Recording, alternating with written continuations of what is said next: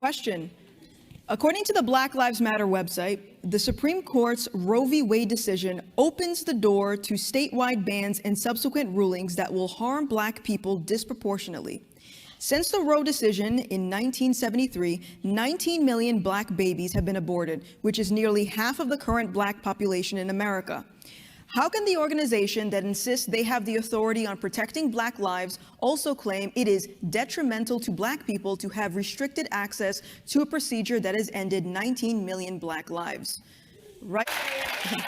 Let me tell you what is an aspect of white supremacy in terms of a Black woman, okay? A Black woman has never had autonomy over her body in this country. She was used as a baby manufacturing machine for her slave owner who needed more and more people. When they stopped allowing slaves to be brought over to the United States, it began then her turn to be impregnated every possible chance she got. Where do you think they got the word mother effer from? They used to put a paper bag over a Black woman's head and they would send in her relatives, whether it was her son, her uncle, her brother, her cousin. It didn't matter. They were just used as mules to recreate for white supremacy. So that's what happens when white supremacy is allowed. Black women have no control over their womb, their body, and anything else. And so what we're having now is people being returned the ability to decide what they want to do for themselves. First of all, the next question is, how are you telling me that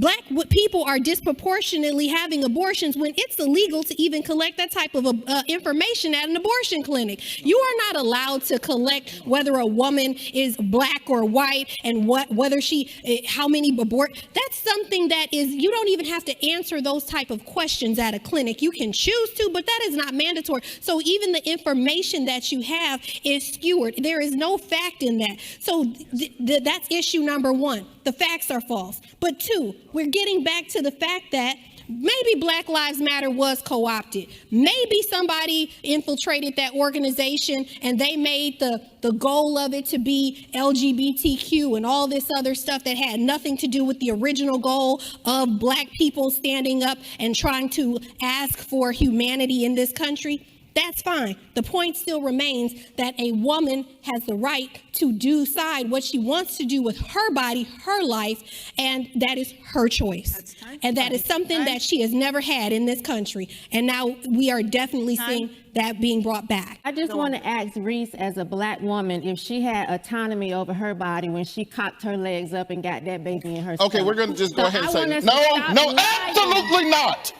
That is not how we will address our fellow panelists. That was not how, stop right now. Right. This is not how we talk as Black folks in the community. We will not talk about a Black woman cocking her legs up or anything else. You will respect the people on this panel. You will respect the people in this room. You will respect yourself by talking in a manner and a fashion that is appropriate. Continue.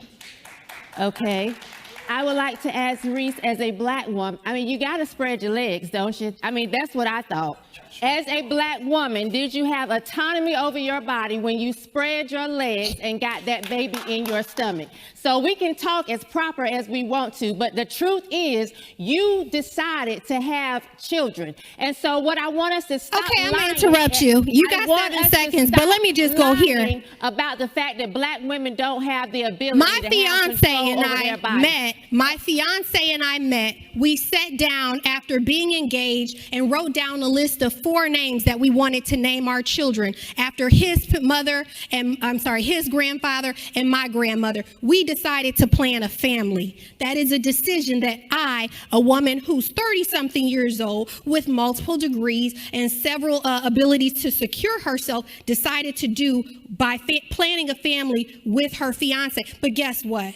Every Black woman is not, you talking, we've heard enough. Every Black woman has not had that education, opportunity, and ability to move forward and gain something for herself. And so if she learns something in the middle of the game, in the 4th quarter, the 3rd quarter, whether it's the 3rd month or the 4th month, she learns that this person is going to walk out on her. She learns that this person has been unfaithful. She learns that she's not able to provide for herself. If she decides that this is not a decision she wants to continue with because of new information coming into her at 4 or 5 or 6, 4 or 5 months, she's got a right up until what is called quickening, All right, what let is me- called quickening let me to make interject. that decision to terminate that life and do what's best for her as a woman.